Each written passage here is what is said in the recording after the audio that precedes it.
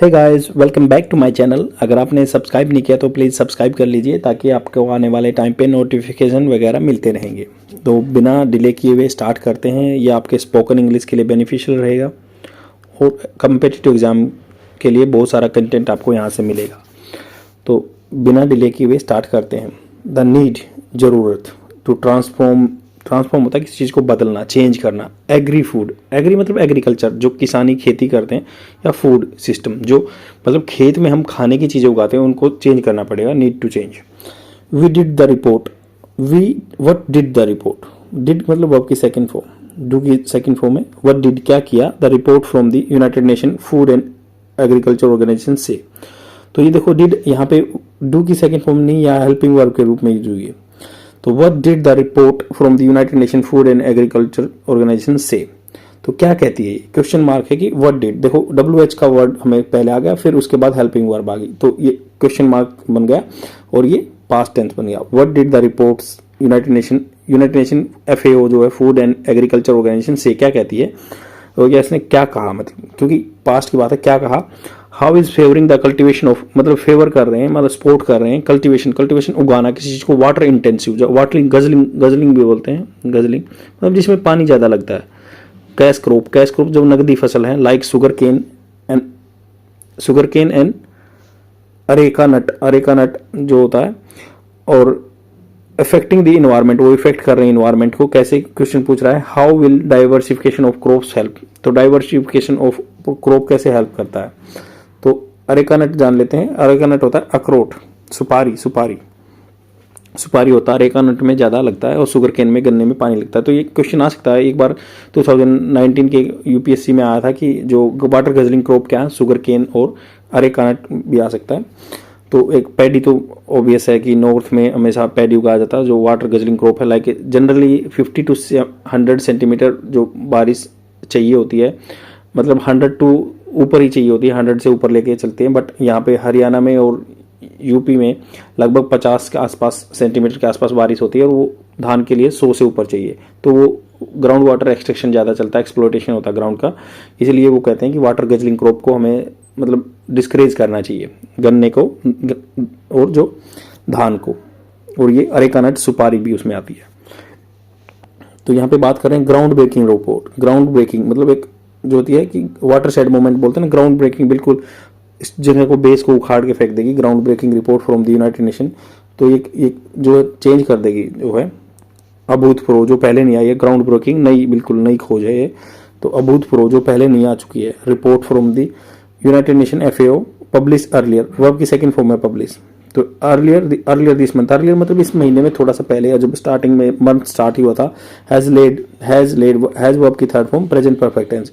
इसने रख दिया बेयर में, तो बिल्कुल अलग से, बिल्कुल खाली होता है ना, बिना कपड़ों के, बेयर। द स्टैगरिंग होता है बिल्कुल लड़खड़ाने वाली, हिडन कॉस्ट ऑफ, स्टैगरिंग होता है लड़खड़ाने वाली, बिल्कुल चक्कर, जिसमें चक्कर आते हैं, चौंका देने वाली स्टैगरिंग।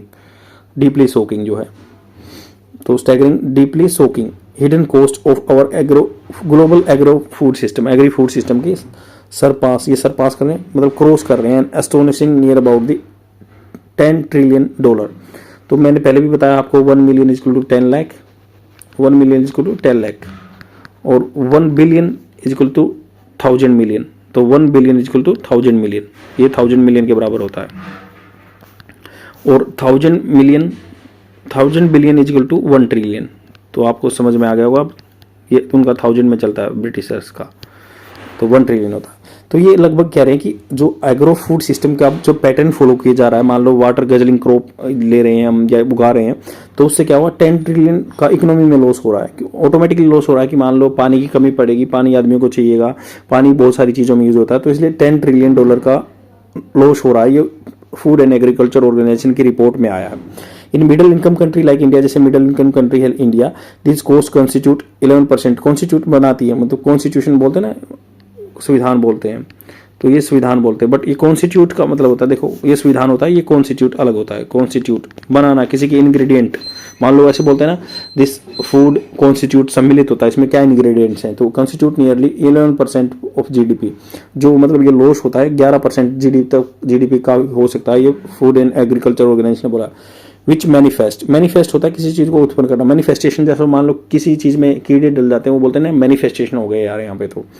तो ये मैनिफेस्टेशन ये बनाता है ए हायर पावर्टी, जो ये उत्पन्न कर देता है, मैनिफेस्ट मतलब वो उत्पन्न कर देता है, जनरेट कर देता है हायर पावर्टी, इन्वायरमेंटल हार्म या इन्वायरमेंट को नुकसान पहुंचता है, हेल्थ रिलेटेड इम्पैक्ट, स्वास्थ्य से रिलेटेड इम्पैक्ट होते हैं, दुष्परिणाम होते हैं, इंक्लूडिंग अंडर न्यूरिशमेंट होता है माल न्यूट्रिशन, जो होता है कि कुपोषण अंडर नरिशमेंट होता है आपका पोषण, उसको अंडर मतलब कम क्वांटिटी में मिल रहा है, सब चीज़ें नहीं मिल रही, बस धान और गेहूं मिल रहे हैं, बट जो पल्सेस हैं, मिलेट्स हैं, वो आपको नहीं मिल रही हैं।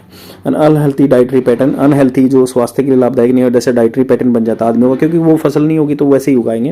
N unsustainable business as usual activities, तो अनसस्टेनेबल जो आगे मतलब फिक्स नहीं रह सकती, स्थिर नहीं रह सकती, बिजनेस एज यूजुअल जो नॉर्मल पे एक्टिविटीज ऐसी नहीं रह पाएंगी, क्योंकि बाद में मान लो पानी खत्म हो जाएगा तो बिजनेस भी ऐसे उस पर इम्पैक्ट पड़ेगा।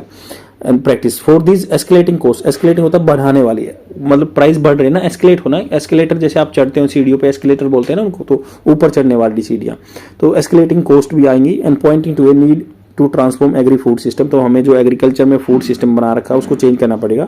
वन वे टू डू से, ऐसा करने का एक रास्ता इज टू शिफ्ट चेंज करना मल्टी क्रॉपिंग सिस्टम, मतलब कई तरह की फसल एक साथ में उगानी चाहिए, क्योंकि जनरली हमने जो 1960 से ग्रीन रिवोल्यूशन आया तो वन मोनोक्रॉप पैटर्न चल रहा हुआ। मोनोक्रॉप पैटर्न क्या होता है, एक ही फसल उगाई जाती है जिसमें एमएसपी ज़्यादा मिलता है, क्योंकि हमारा जो मिनिमम सपोर्ट प्राइस है जो अपनी जो यहाँ पे एफसीआई है, फूड कॉर्पोरेशन ऑफ इंडिया, उसको परचेज करती है, तो इसलिए आदमी मोनोक्रॉपिंग पैटर्न पे चले हुए हैं।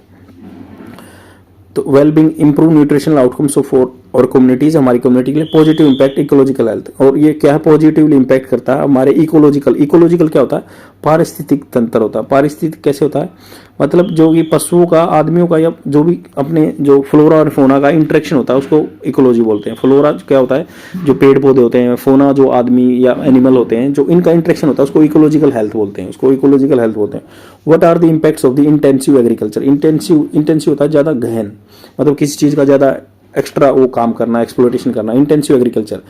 इंप्रेसिव जो आपको मतलब प्रभावित करने वाले इंप्रूवमेंट्स हुए नहीं, agriculture productivity have been achieved in India over the last 5 decades, मतलब पिछले 50 साल में, 1960 के बाद की बात है, ग्रीन रिवोल्यूशन आया तब से। बाय मेन स्ट्रीमिंग मतलब उनको लेके मोनोक्रॉपिंग, मेन स्ट्रीमिंग मतलब अब मेन फ्लो में क्या आ गया, मोनोक्रॉपिंग, एक फसल उगाने का system, and chemical intensive farming practice. Chemical, क्योंकि हाई यील्डिंग वेराइटीज है ना, HY सीड्स बोलते हैं, हाई वेराइटी जो यील्डिंग सीड्स है जिससे ज़्यादा उपज होती है, तो उनके लिए ज़्यादा केमिकल पेस्टिसाइड्स वगैरह चाहिए, तो केमिकल इंटेंसिव केमिकल ज़्यादा यूज होते हैं फार्मिंग प्रैक्टिस में। Green revolution focused on the marketing of high yielding variety. Green revolution से क्या हुआ कि फोकस किया, उसने केंद्रित किया ऑन दी मार्केटिंग ज़्यादा बिजनेस फैलाया, high yielding varieties of paddy and wheat on agriculture lands, धरती पे जो एग्रीकल्चर जहाँ पे किसानी होती है, which now constitute more than 70% of India agriculture production, मतलब ये जो गेहूं और वगैरह 70% से भी ज़्यादा इंडिया में प्रोडक्शन होता है। द इन्फ्यूजन होता है किसी चीज़ में सम्मिलित करना, इन्फ्यूजन मतलब एकदम से आ जाना, इन्फ्यूजन एक चीज़ को सम्मिलित करना, उसमें infusion of seeds purchase from the multinational corporation. आपको पता है कि हम बीज मल्टीनेशनल कॉर्पोरेशन से खरीदते हैं, जो MNC कंपनियां उनसे खरीदते हैं। फर्टिलाइजर जो ये फर्टिलाइजर जो यूज करते हैं, उर्वरक अंडरमाइन करता है सीड सोवरेनिटी क्या होता है, मतलब पहले गांव के लोग क्या करते थे, सीड सोवरन मतलब संपर्क, अपना डिसीजन खुद लेना कि भाई मैं अपने इस साल मैंने गेहूं उगाए हैं, वो अगले साल भी मैं इन्हीं में से कुछ निकाल के अपने उगा दूंगा। बट वो सीड सोवरेनिटी खत्म हो गई है, हम प्रीफर करते हैं कि हमें बाहर से बीज लेके आना, तो ये सीड सोवरेनिटी को कॉम्प्रोमाइज कर रहे हैं, डिसमेंटल करना, किसी चीज़ को खोल देना। इंडिजिनियस नॉलेज सिस्टम, जो इंडिजिनियस यहाँ का लोकल नॉलेज सिस्टम था, उसको हम पीछे खींच रहे हैं, उसको आगे प्रमोट नहीं कर रहे, बस बाहर से एक पैक में आया हुआ जो MNC के द्वारा बनाया हुआ बीज लेके आते हैं। एंड फ्यूल्ड, इसने फ्यूल बढ़ा दिया है, shift from diverse crop varieties and staple जो मेन सच एज पल्सेज, जो मेन थी such as pulses millets to monoculture plantation पे पहुंच गए हैं। दिस ट्रेंड जो ये तरीका चला हुआ है, compromise the nutritional needs of the house hold, nutrition जरूरत है उसको कॉम्प्रोमाइज कर रहा है, ये उस चीज़ों को मतलब छोड़ रहा है। कॉम्प्रोमाइज का मतलब होता है आपको कुछ रिनाउंस करना पड़ेगा, त्यागना पड़ेगा। कॉम्प्रोमाइज छेड़छाड़ की गई है, कॉम्प्रोमाइज किया है इसने, समझौता करना पड़ेगा, कॉम्प्रोमाइज होता है समझौता। तो आपको इस चीज़ को लेकर समझौता करना पड़ेगा, ये अनाउंस करना पड़ेगा nutritional needs of the house hold, जिससे क्योंकि न्यूट्रिशनल नीड है वो पूरी नहीं हो पाती, कुछ मोनोक्रॉप ही खाते रहते हैं, गेहूं या धान जो भी है, चावल, resulted in adverse ecological consequences, इससे इकोलॉजिकल कंसिक्वेंसेज दुष्परिणाम आ रहे हैं, including excessive extraction of the water, ground water, this privatisation and deregulation, privatisation हो गया और डीरेगुलेशन, क्योंकि अभी बहुत सारी कंपनियां प्राइवेट आ गई हैं, वो गेहूं वगैरह बेचती हैं, डीरेगुलेशन, अब सब्सिडी कम हो गई है, agriculture inputs also increase indebtedness, जिससे आदमी का कर्जा बढ़ रहा है among agrarian household in 2013, the डेप्ट टू एसेट, डेप्ट मतलब जितना आदमी पे खर्चा है या उसकी पूंजी है, ratio of farmer household in India was 630% higher than the 1992, तो 1992 से जो ज़्यादा अब 630% हायर हो गया, आदमी के पास कर्जा ज़्यादा हो गया, क्योंकि मिनिमम इंडिया में बस 10,000 रुपये कमाने वाले फार्मर मिलेंगे, इससे ज़्यादा पर मंथली आपको नहीं मिलेंगे। Agriculture in India increasingly become unviable, one viable solution मतलब सस्टेनेबल नहीं है, ये अनवायबल बन गया है। Increasing the average monthly house hold income of A farming house hold sites at the 10,816, मतलब 10,816 के आसपास जो फार्मर फैमिली की इनकम है इतनी। Which are the crops being favoured, कौन सी फसलों को फेवर किया जा रहा है? Under the national food security act NFS से 2013 का जो एक्ट है, 65% ऑफ हाउस होल्ड अराउंड मतलब 800 मिलियन 800 मिलियन जो आदमी हैं, 65% of household in India largely assured a right to food at subsidise rate, मतलब आपको पता है कि नेशनल फूड सिक्योरिटी एक्ट के अकॉर्डिंगली 65% हाउस होल्ड्स को ये जो सब्सिडाइज रेट फूड मिलता है, जैसे राइस 3 रुपये में, वीट 2 रुपये में और आपको पल्सेस जो है 1 रुपये में मिलती है, तो ऐसे ऐसे सिस्टम कर रखा है। तो अभी आपको पता है कि 2028 तक ये फैल गया, 2025 से 28 तक अभी फिर 5 साल के लिए फ्री कर दिया गया, प्रधानमंत्री गरीब कल्याण योजना के तहत सबको फ्री मिलेगा ये। अब छत्तीसगढ़ में अपने PM ने अनाउंस किया था ये PDS सिस्टम, जो पब्लिक डिस्ट्रीब्यूशन सिस्टम है, क्योंकि food corporation of India procure करता है, PDS के सिस्टम के थ्रू जो राशन शॉप्स के थ्रू बेचते हैं इनको। इंटीग्रेटेड चाइल्ड डेवलपमेंट ICDGS जो प्रोग्राम है and mid day meal scheme में पैसे जाता है। To meet this requirement the procurement of food crops in coordinated by the FCI के द्वारा कोऑर्डिनेट किया जाता है, which is required to maintain a central pool of buffer stock, buffer होता है एक्स्ट्रा स्टॉक रखने के लिए, मेंटेन करने के लिए, नियमित करने के लिए बनाया जाता है, सेंटर रखता है उस चीज को। टू प्रोक्योर करना, खरीदना, transport and store food grain stocks in the country, ये सारा खर्चा सेंटर अफोर्ड करता है। However the procurement policy heavily favours rice and wheat, procurement ज्यादा राइस का और व्हीट का होता है। 2019-20 में FCI procured 341 lakh million tonne, तो 341 लाख मिलियन टन ज्यादा किया गया था wheat and 514 lakh million tonne of rice, तो इतने 341 लाख मिलियन टन और ये 514 मिलियन टन राइस का लिया गया था। And whole wheat and rice become export commodity, इनको ही बाहर भेजते हैं, एक्सपोर्ट कमोडिटी बन गई। In contrast the Indian government approved the procurement of the total of 3.49 lakh metric tonne of coarse grain, ये कोर्स ग्रेन मतलब कितना है, जो मोटे अनाज हैं वो इनको 3.4 लाख मेट्रिक टन, ये बहुत कम है इसके कंपैरिजन में 341 और 514 के बीच में, ये बिल्कुल कम है ये। जैसे इसमें आती है द कोर्स ग्रेन जैसे जवार, बाजरा, रागी, मेज and barley by the state government for the central pool and local distribution, तो इतना मतलब बाजरा, रागी, ये सारी चीजें मिला के बार्ले, जौ वगैरह ये इसमें इंक्लूड हो गए। विच इज लेस देन 1%, मतलब ये बहुत इंपॉर्टेंट डाटा कि 1% फूड ग्रेन का जितना भी हम प्रोक्योर करते हैं उसमें से गवर्नमेंट इतना प्रोक्योर करती है, बस 1%, 3.49 lakh metric tonne. Not surprisingly, मतलब कोई चौंका देने वाली बात नहीं है, the area under cultivation of coarse grain drop by 20% between 1966 से लेकर 2017-18 तक 20% जो मतलब जो कोर्स ग्रेन उगाते थे वो अब कम हो चुका है। वेयर एज जहाँ पे मतलब इसके अपोजिट में the area under rice and wheat increase nearly 20 and 56% respectively. तो ये कन्वर्सली वेरेज का यूज कहाँ होता है, जो कंपैरिजन किया जाता है दो चीज़ों का कंपैरिजन, मतलब इसके कंपैरिजन में 20% और ये बढ़ गया है व्हीट का, और 56% धान का ज़्यादा हो गया, मतलब राइस का 20% हो गया, 56% गेहूं का ज़्यादा हो गया, अब गेहूं ज़्यादा उगाने लगे। At the same time water intensive cash crops like sugarcane and areca nut, जो सुपारी होती है, also flourish under the policies favouring investment in dams and canal irrigation. तो ऐसे ही मतलब ये जो वाटर गजलिंग क्रॉप है, शुगर केन आ गया है या सुपारी आ गई है, ये फेवरेबल कर रहे हैं शुगर केन को। फॉर फ्री इलेक्ट्रिसिटी बोरवेल्स के लिए गवर्नमेंट दे रही है अरेका नट्स के उगाने के लिए। दिस ट्रेंड, जो ये ट्रेंड चल रहा है, थ्रेटन्स, ये मतलब आगे खतरा पैदा कर रहा है food security and production of the nutrition crop. तो फूड सिक्योरिटी को खत्म कर रहा है ये, और आगे production of the nutrition crops को। The expansion of sugarcane का एक्सपेंशन होगा तो कल्टीवेशन इफेक्ट्स बायोडाइवर्सिटी, जो ऐसे मतलब शुगर केन गन्ना ज़्यादा उगाया जा रहा है तो इसे बायोडाइवर्सिटी में खत्म होगा, क्योंकि बायोडाइवर्सिटी अलग अलग चीज़ों को उगाना, बट ये अकेले मोनोक्रॉप का कल्चर चल रहा है तो इससे खतरा पड़ेगा। Increase the pressure of the ground water resources, contributes to air and water pollution, and ironically small and marginal farmers India are among the most food and nutrition insecure. तो जो marginal farmer है, छोटे छोटे farmer है, ये उनमें से एक है. The food system structure direct impact on the last mile on the both farmer and soil between 2014 and 16. तो between 2012 और 16 के बीच में large fluctuation हुए हैं. सोयाबीन है कम उगाई जा रही है in the global market and glut in the supply form. तो गलत होता है किसी चीज़ का ज़्यादा बनना, जैसे ग्लूटन बोलते हैं ना, ज़्यादा एकदम से भरमार हो जाना. भरमार, ग्लूट का मतलब होता है भरमार हो जाना. तो यहाँ पे ग्लूट का मतलब भरमार हो जाना. Supply from the Latin American country से ज़्यादा आने लगा सोयाबीन. एंड कंट्रीज इरोडेड, इसने खत्म कर दिया है income of for the soya farmer and agro companies in the Malwa region में historically as well as global trade relation have influence food production system in global south. In pre independence era, जो हमारी स्वतंत्रता से पहले का time है, tax system were introduce to efficiently collect revenue from for British enforce in exports of primary raw material such as cotton के लिए. तो ये देखो यहाँ तक हमने देख लिया है कि इसमें बताया गया है कि भाई जो कैश क्रॉप ज़्यादा उगाई जा रही हैं और इससे क्या मोनोकल्चर का ट्रेंड चला हुआ है. मैंने आपको बताया थोड़ा हिस्ट्री, जो भाई पीछे का पैटर्न चला हुआ है. तो इस आर्टिकल को, न्यूज़पेपर को, इसमें यही कंटेंट दिया हुआ है. बाकी जो आप आगे आगे थोड़ा, जैसे कर्नाटका में इसको अकाड़ी सालू बोलते हैं, जो डिफरेंट कल्चर को उगाने का, इसमें ये बात की गई है.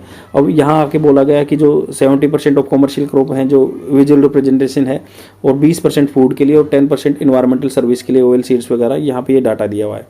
तो यही एक न्यूज़पेपर पढ़ने का तरीका है. और थोड़ा जिस्ट मैं आपको बता देता हूँ. इसमें जैसे ग्राउंड ब्रेकिंग रिपोर्ट, तो यहाँ पे कि ये ग्राउंड ब्रेकिंग बिल्कुल एकदम से नई रिपोर्ट आई है from the FAO earlier this month has led the staggering, जो चौंका देने वाली hidden cost of our global agri, जो अपना फूड सिस्टम चला उससे ग्लोबल में $10 ट्रिलियन का नुकसान हो रहा है. एस्टोनिशिंग, चौंका देने वाली. Procurement policy heavily favour rice and wheat को फेवर कर रही है. 2019-20 में FCI प्रोक्योर्ड इतना 357.95 lakh metric tonne wheat and 443 lakh metric tonne of paddy. Whole wheat and rice also become export commodity, इनको बेच रहे हैं बाहर. Among the various transition pathway, जो ट्रांजिशन होता है बदलाव लाने वाले पाथवे, जो रास्ते हैं, visual representation of diversified. Visual representation अगर मान लो हम आंखों से देखेंगे, representation of diversified farm involve allocating 70% of for commercial crop. Commercial crop को 70% जगह देनी चाहिए. 20% फॉर फूड एंड फोडर को, जो आदमी खाना खाता है, या फोडर जो चारों पशु के लिए चारा डालता है. 10% फॉर इन्वायरमेंटल सर्विस के like oil seeds acting as a trap crop, जो कि एनवायरमेंट से मतलब ग्रीन हाउस गैस को एब्जॉर्ब करते हैं. ऑयल सीड्स उगाने चाहिए. तो ऐसा विजुअल रिप्रेजेंटेशन है. 70% तो हमें commercial crop, 20% food and fodder वाली, और 10% इन्वायरमेंटल सर्विस वाली क्रॉप उगानी चाहिए. ऐसे विजुअल रिप्रेजेंटेशन लेकर आना पड़ेगा. यही एक सोल्यूशन है. आई होप आपको समझ में आया होगा. अगर कोई भी आपको ग्रीवांसेस है तो please let me know in the section and how I can improve my way of delivering my this particular lecture. I hope आपको समझ में आया होगा. शेयर जरूर कर देना. बाय.